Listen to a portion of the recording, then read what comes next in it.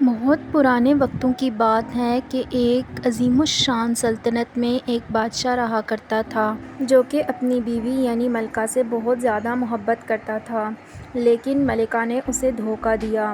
اس دن سے اس نے ہر رات ایک لڑکی سے شادی کرنا شروع کی، صرف اور صرف اس کی زندگی کو ختم کرنے کے لیے۔ وہ ہر رات ایک لڑکی سے شادی کرتا اور اگلے ہی دن اس کی زندگی ختم کر دیتا۔ پوری سلطنت میں اس کا خوف پھیلا ہوا تھا۔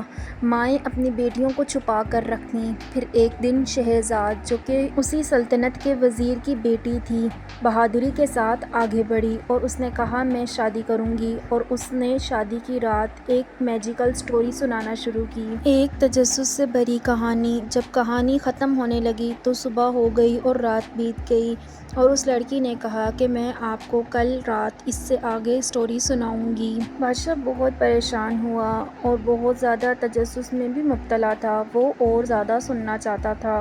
وہ کہانی کا نتیجہ سننا چاہتا تھا اور ہر رات اسی طرح جادو اور اڑنے والی قالینوں کی کہانیاں سناتی، اور اسی طرح بادشاہ کا دل پگھلنا شروع ہو گیا، اور آخر کار 1001 راتوں کے بعد بادشاہ نے اسے معاف کر دیا اور اس کی محبت میں گرفتار ہو گیا اور ہمیشہ اسے چاہنے کا وعدہ کیا۔